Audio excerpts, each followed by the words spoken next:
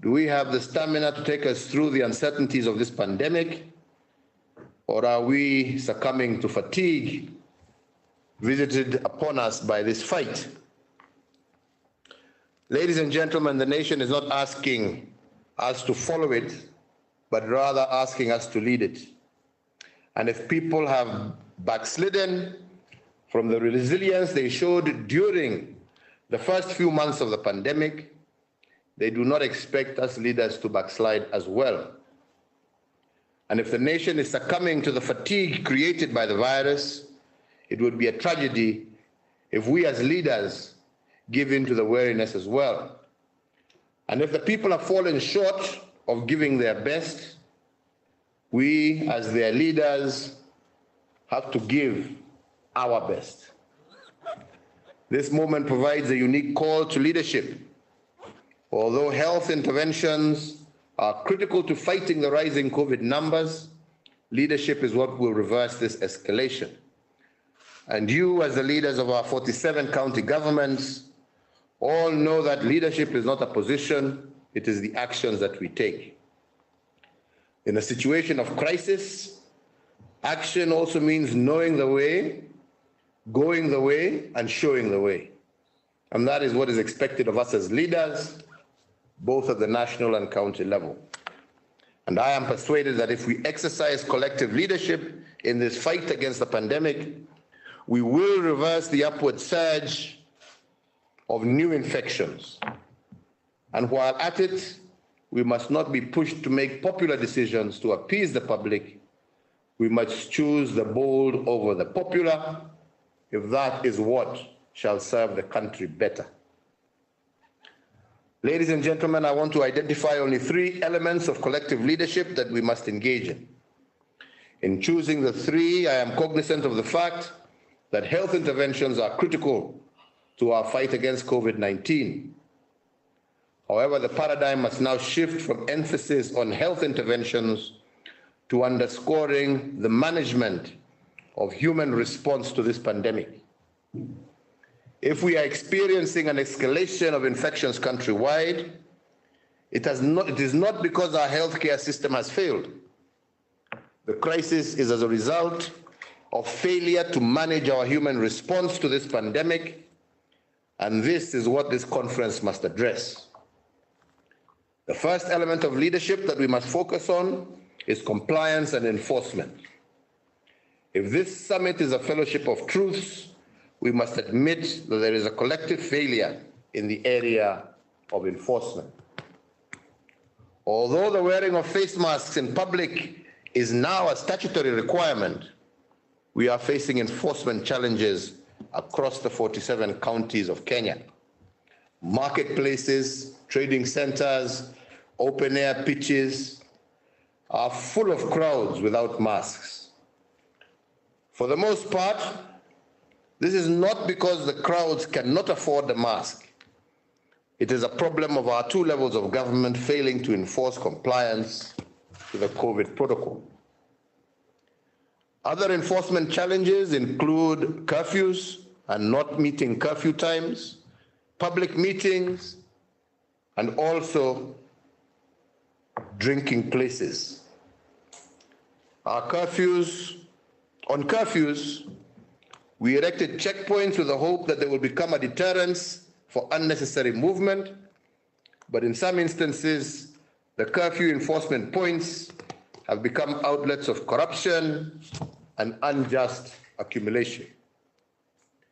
The question to this summit, therefore, is this: is there a way that the national government could have coordinated better with county governments to arrest such eventuality?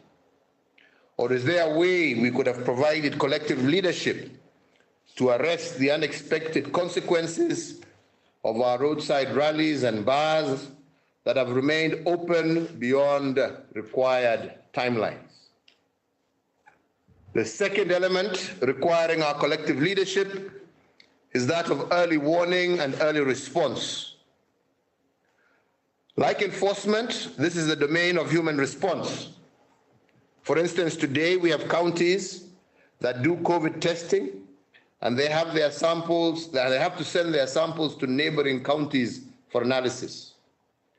By the time the results are back, the infected have interacted for 5 days or so with non-suspecting victims, spreading the disease as they await results. Yet the World Health Organization has approved a faster way of testing COVID-19 using pre-qualified anti-agents that give you faster results in your locality. So instead of sending samples to other counties, each county can use this WHO intervention to localize testing at the county level. But for this to happen, leadership has to kick in. Leadership at the county level has to know the way, go the way, and as I said, show the way. It has to identify the solution provided by WHO for quick testing, acquire it, and implement it on the ground. The quick acquisition and deployment of the WHO pre-qualified testing kit, I believe, will make the difference, and we must make it prevalent in our counties as part of our collective leadership and responsibility. The third element has to do with our immediate irreducible minimum. Yes, we can manage the human response to the pandemic through enforcement and early response. However, this has to tie back to what we identified in March as our COVID-19 irreducible minimums. Although this is not part of the human response, leadership in ensuring that these minimums are met is critical. We must be truthful to ourselves on this. Do we have the irreducible minimums to handle the turns and twists of this pandemic in our counties?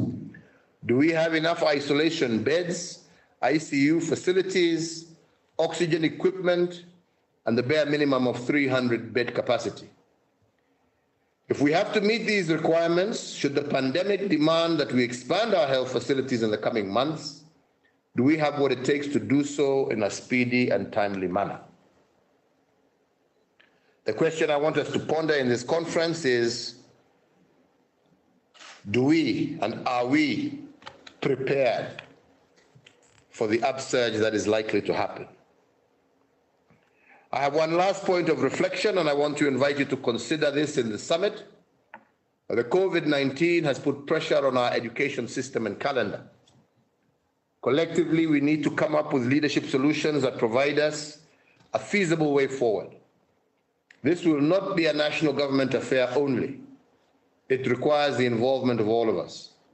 As we deal with enforcement, early warning, and response, and ensure that the irreducible minimums are in place, we must not leave the education sector behind. Innovative thinking on how to reopen our schools and learning institutions must be a shared responsibility between the national and county governments. So therefore, colleagues, I invite this summit to make bold and once again, maybe not so popular decisions. And I implore you to focus on your role as leaders, not managers. Let us look at the big picture and how it will affect the country and your role in coming up with solutions to solve the problem. But fundamentally, focus on how we can enhance our human response to this pandemic in the areas of enforcement, early warning, and response, and ensuring countrywide irreducible minimums are met. I therefore wish you all and us fruitful deliberations with solutions that will help our country navigate this second wave of this pandemic. But fundamentally, I wish you a very truthful session of deliberation. Asanteni sana, Mungu awabariki. And at this juncture, I would like to invite my co-host or my co-chair, the Honorable Wycliffe Oparanya. Wycliffe, you have the floor. Yes.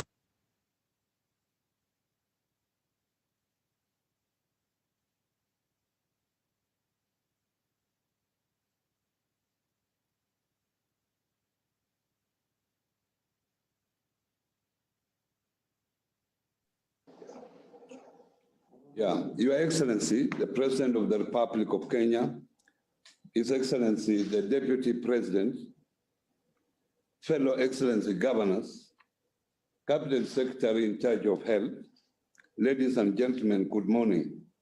Your Excellency, on behalf of the 47 County Government, I take this opportunity to thank you for convening the 6th Summit, which has been an integral platform for both levels of government in shaping the response measures to the coronavirus pandemic in the country.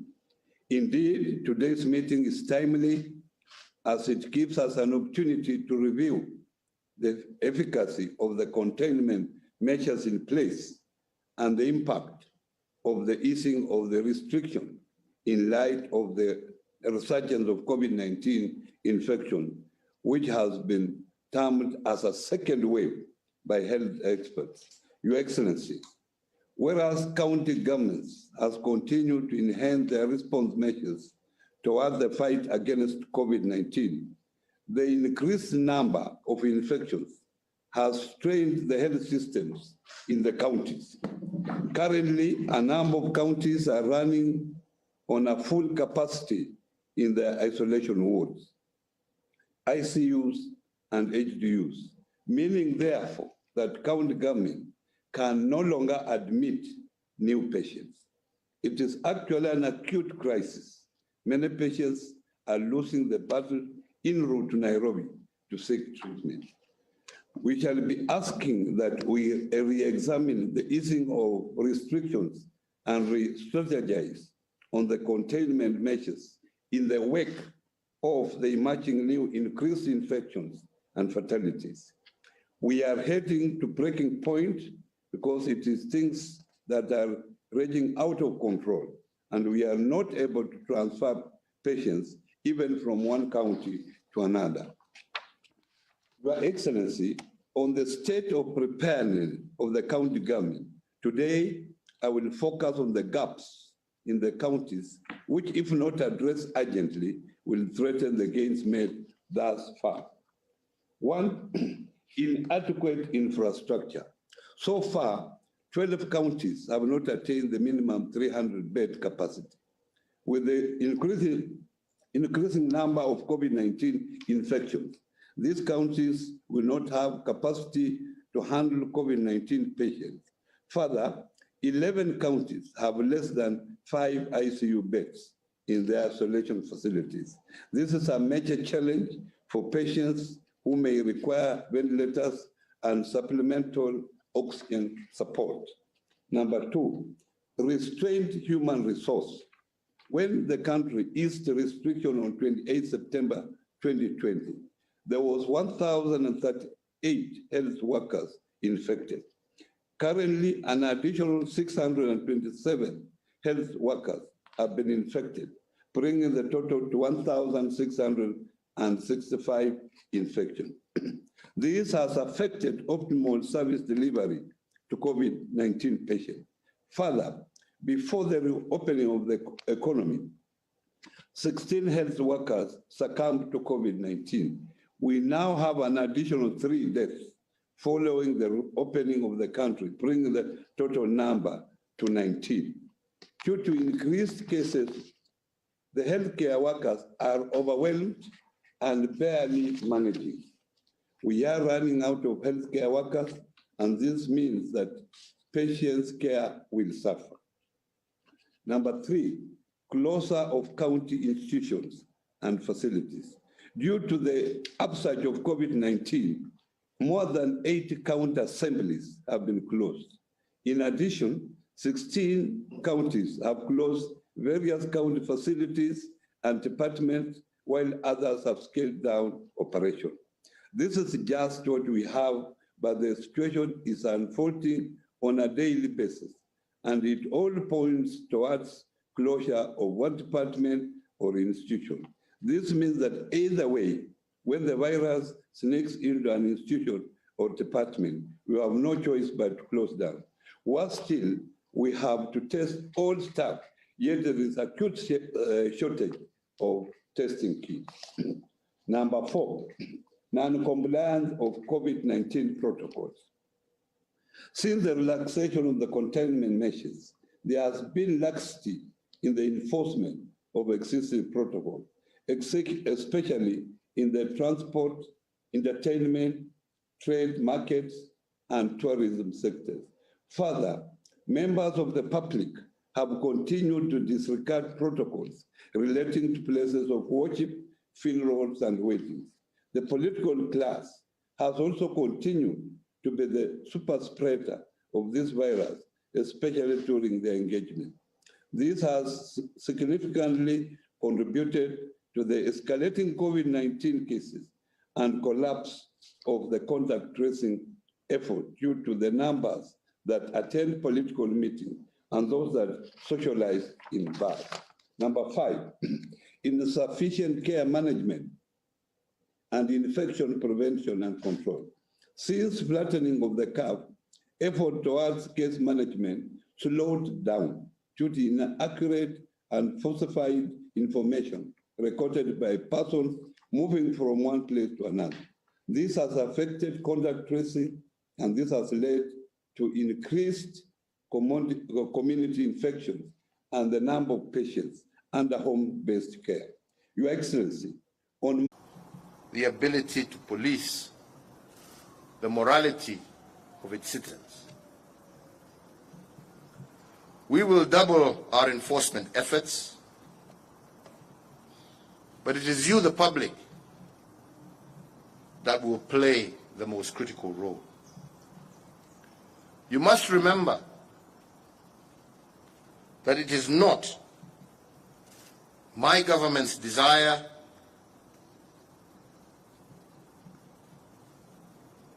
to close down our economy. We want our country to remain open. But whether or not we will remain open shall ultimately depend on the public's responsiveness to COVID protocols. The fourth, and as I mentioned to the COVID summit today,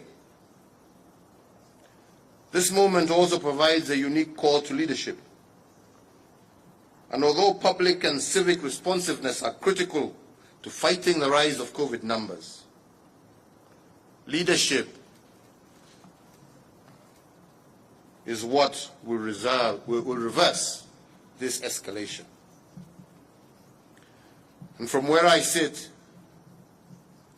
if the public has backslidden from its vigilant fight against the pandemic, this has been occasioned in part by the diminishing stamina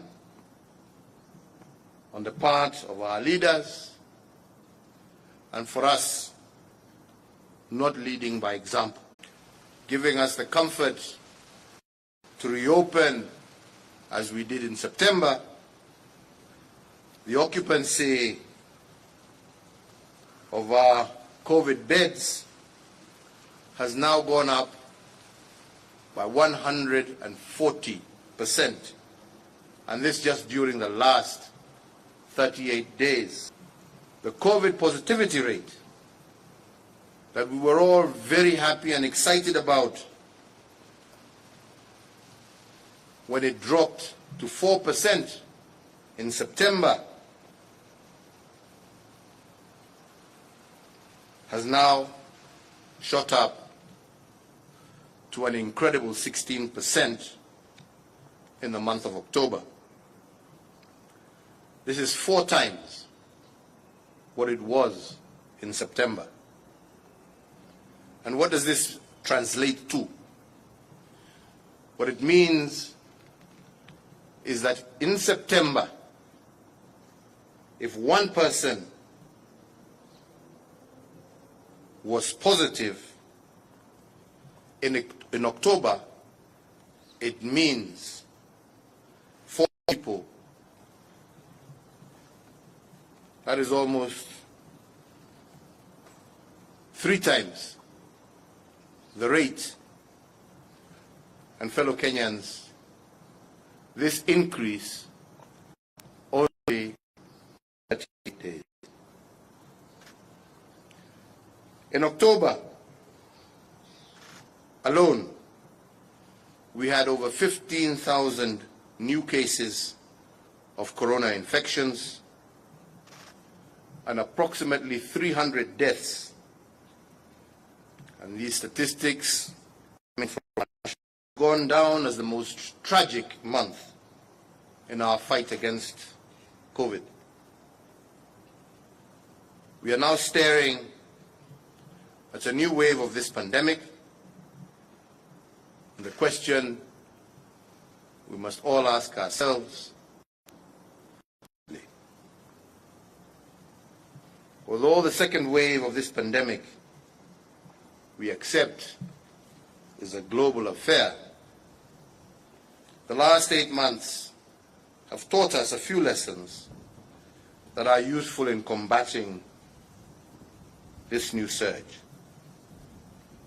Firstly, our most successful fight against the virus was recorded after the measures we took on July 27, 2020. The very stringent measures saw a new fall in new cases from 4,720 during the first week of July this year to 866 new cases during the second week of September 2020. But when we de-escalated measures in accordance with the wishes of many Kenyans,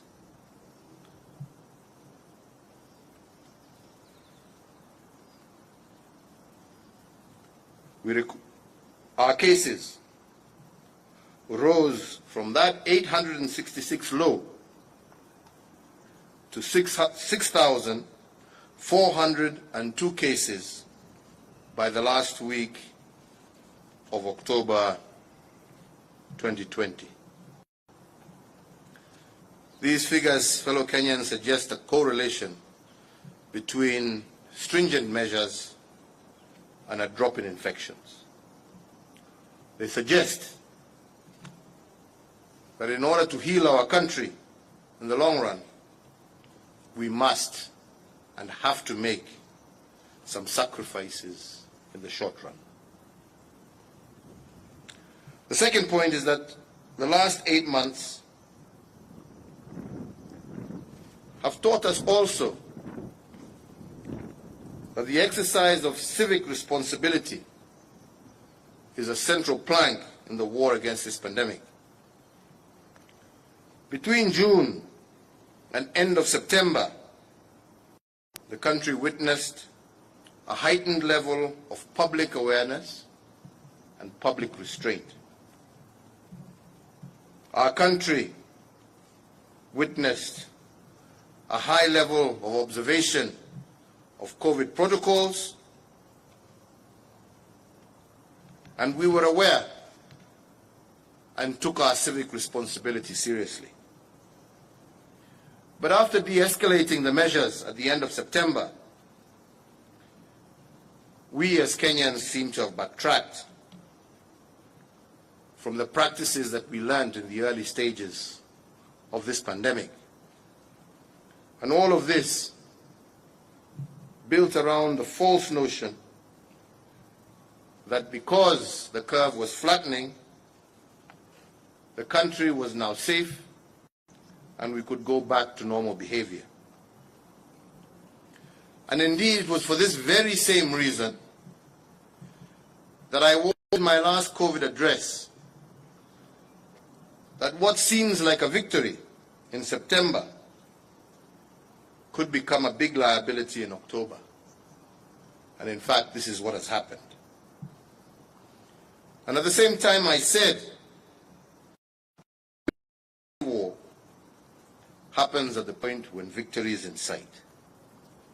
And this is why I emphasized that to win the overall war, the citizens have to exercise the civic duty of observing the COVID protocols. The third lesson of the last 8 months has also to do with enforcement. Over this period, it cannot be gainsaid that the public, for lack of a better word, and with this fatigue, public responsiveness to COVID protocols has also greatly reduced. And this has resulted in the overstretching of enforcement agencies, basically reducing their efficacy and their ability to do their job. But I remind you once again, fellow Kenyans, as I mentioned during my 10th COVID address, that the government does not have the ability to police the morality of its citizens. We will double our enforcement efforts, but it is you, the public, that will play the most critical role. You must remember that it is not my government's desire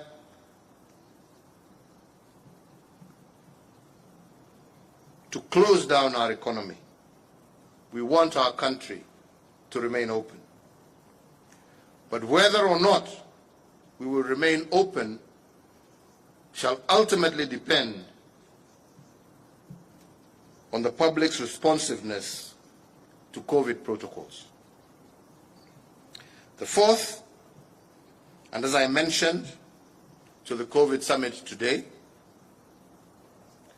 this moment also provides a unique call to leadership. And although public and civic responsiveness are critical to fighting the rise of COVID numbers, leadership is what will reverse this escalation. And from where I sit,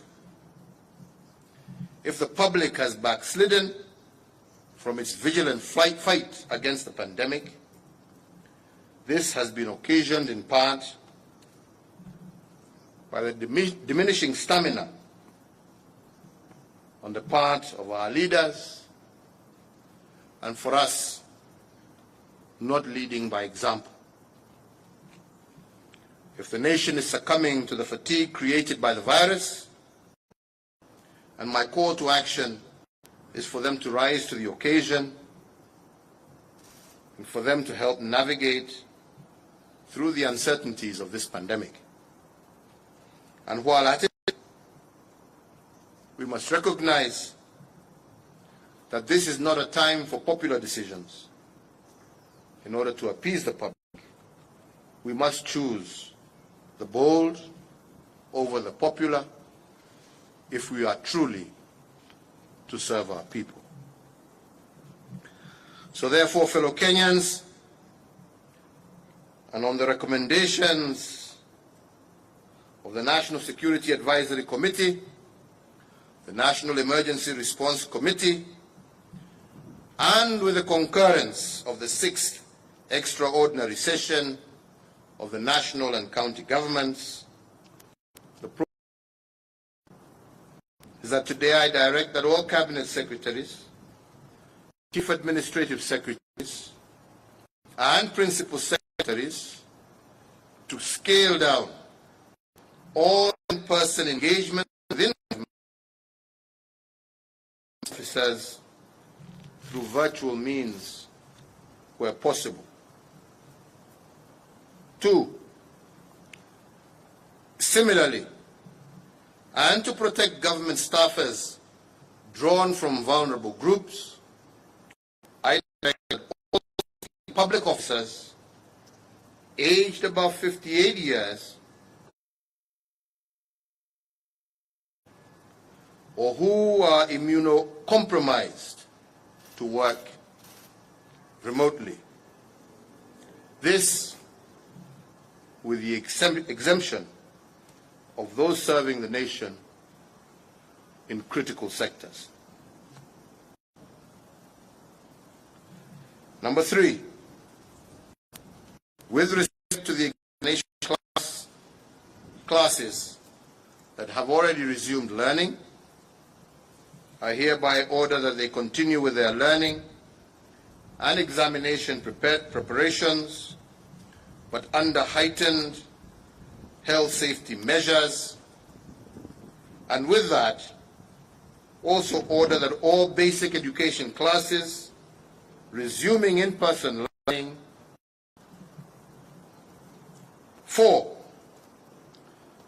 to foster the state's preparedness towards the reopening of all classes in our learning institutions in January.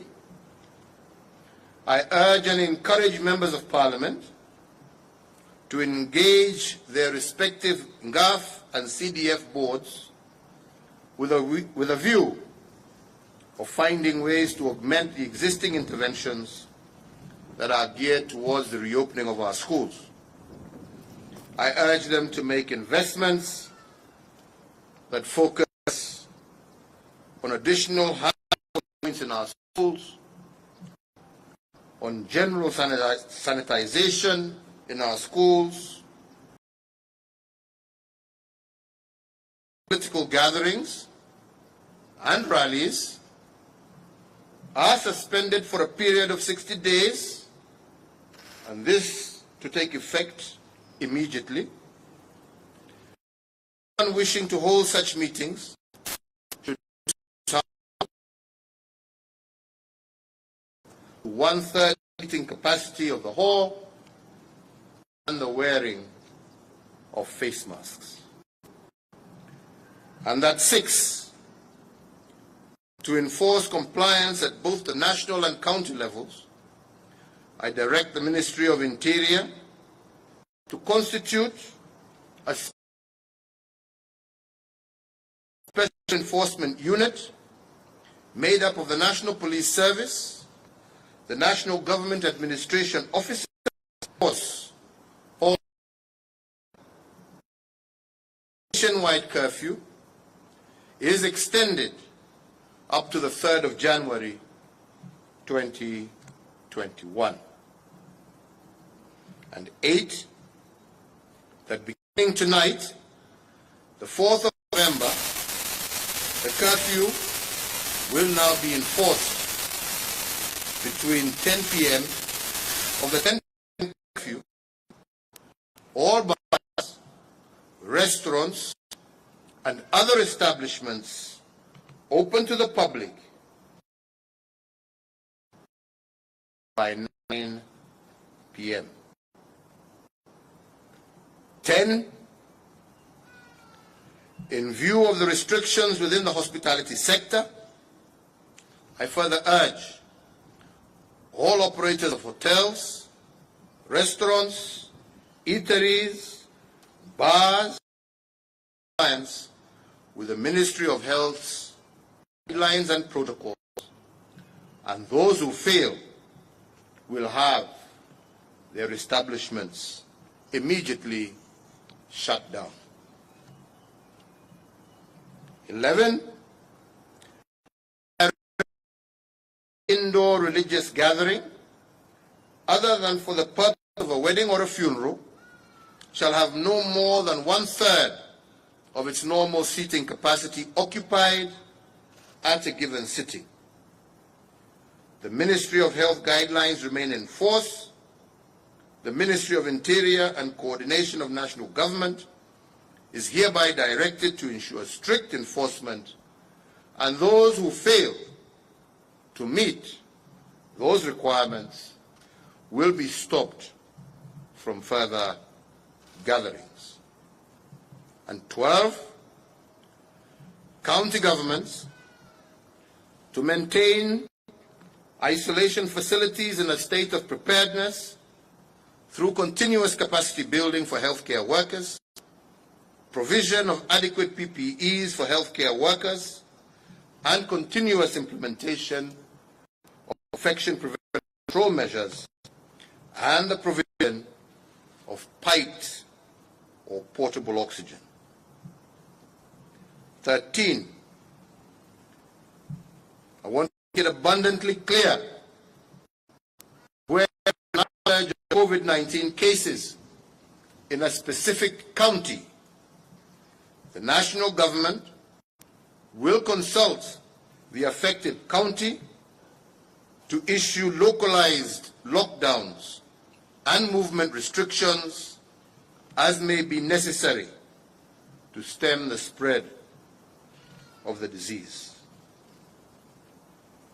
14, county governments and other relevant government agencies to enhance and strictly enforce all public health social measures, including hand washing, social distancing, and mandatory wearing of masks in public places,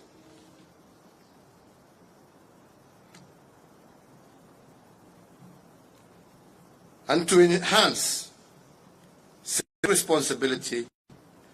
The national government and county governments have today resolved that going forward, services will not be rendered to anyone who does not abide by the Ministry of Health protocols, and in that regard, I call on the private sector to join the government in the public sensitization campaign dubbed No Mask, No Service.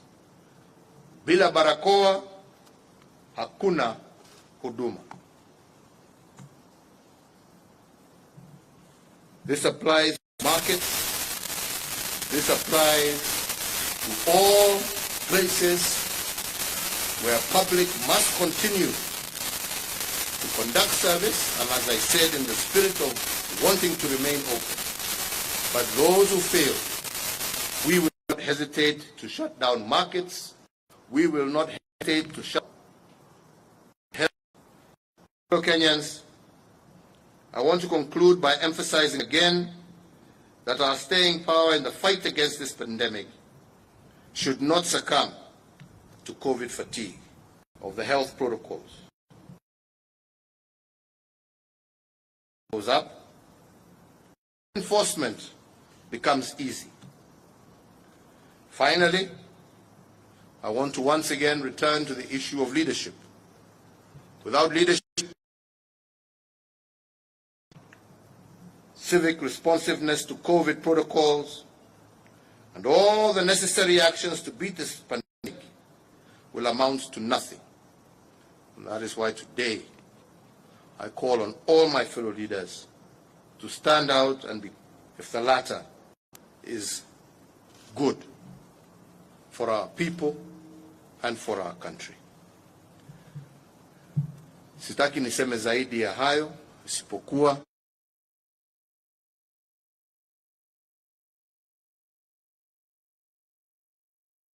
tena kusema, wenzangu wa Kenya, huu ugonjwa tuko nao. Pamoja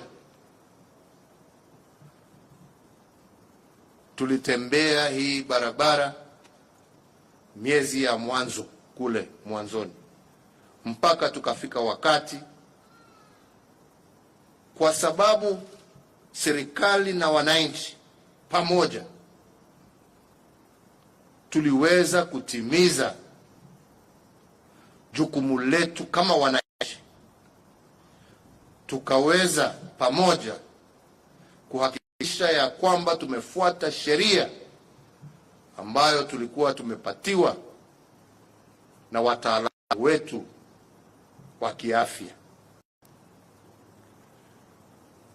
Na kwa sababu ya vile tulitembea pamoja, tukaweza muda mchache, kwa sababu tulikuwa tumecontain huu ugonjwa, tukaweza tena sasa kuanza kufungua, kuwezesha Wakenya na nchi yetu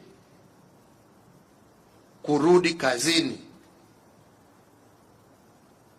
na kuanza tena kufufua uchumi wetu. Ni wenzangu,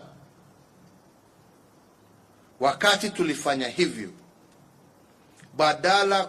badala ya kuendelea na ile taratibu tulikuwa naye, badala ya kuendelea na ile taratibu ya kujikinga na kukinga wenzako, karudi ni kama huu ugonjwa umetuondokea. Vile tuwaongea leo, wengi ambao wananiangalia kwa runinga ama wananisikiliza kwa redio, ambao wanajua moja ama mwingine ambaye ameaga kwa sababu ya hii ugonjwa. Na nikisema huu ugonjwa unaendelea kuenea, na waambia kwa uhaki.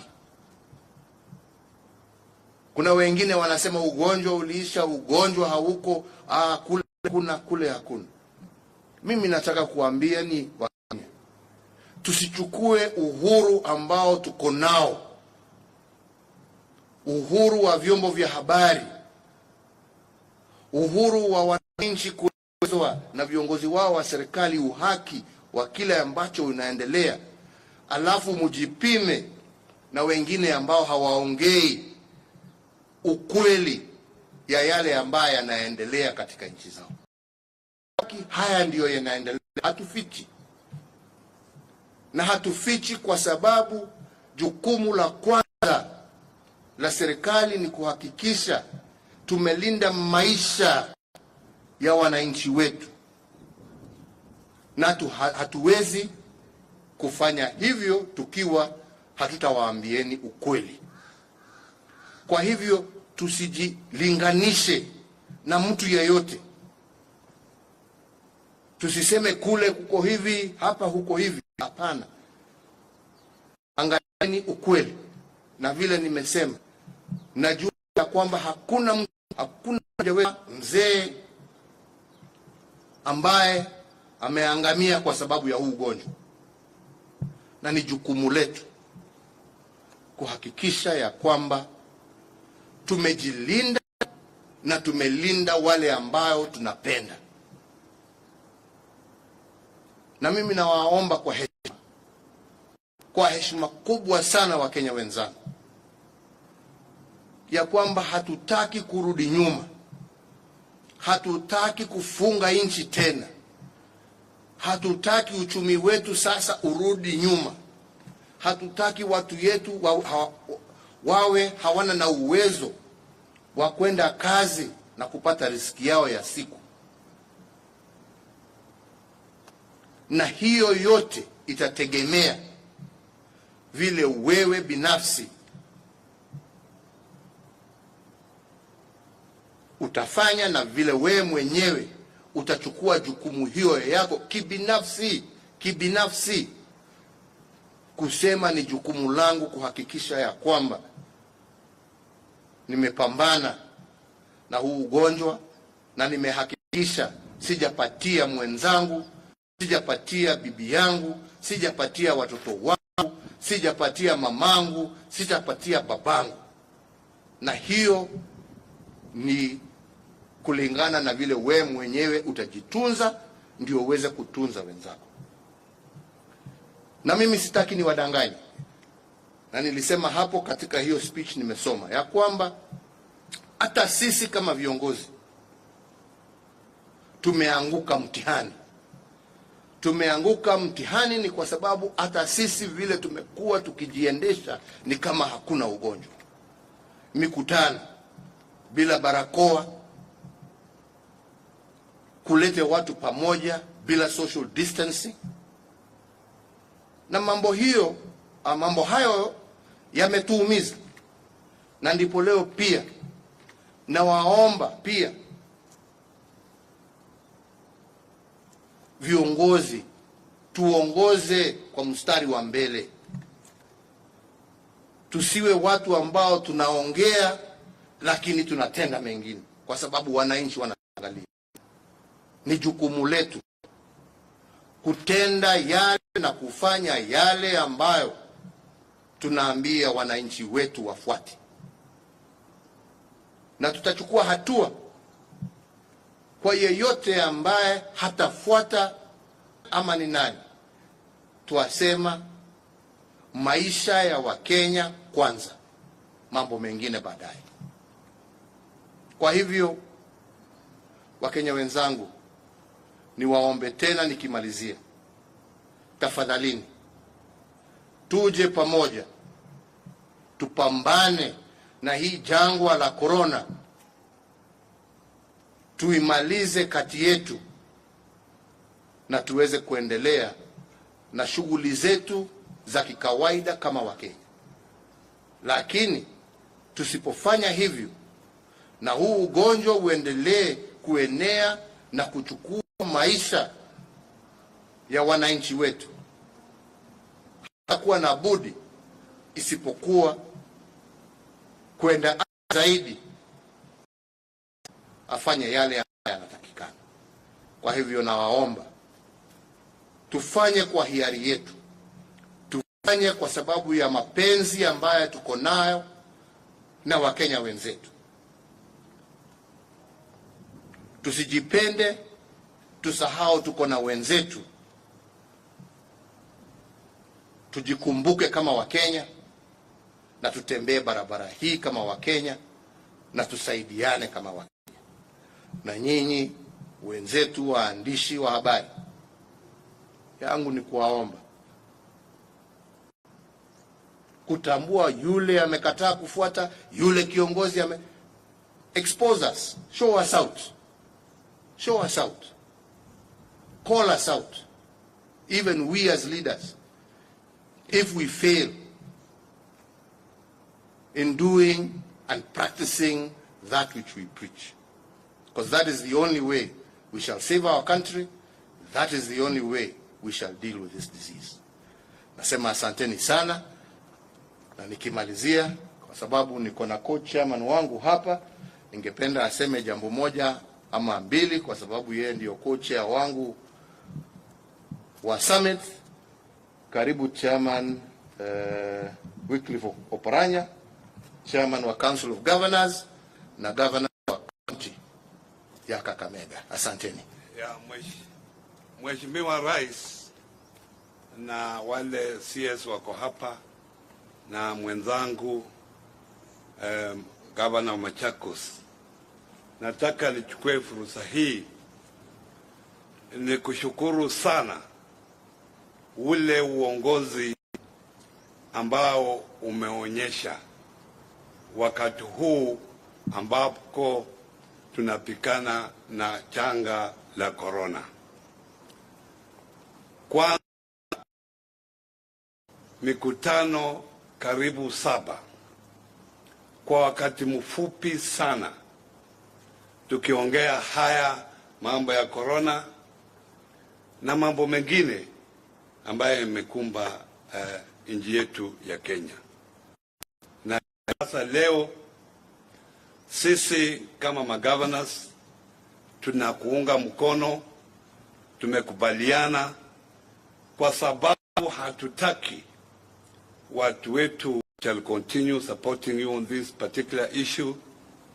We are committed to it and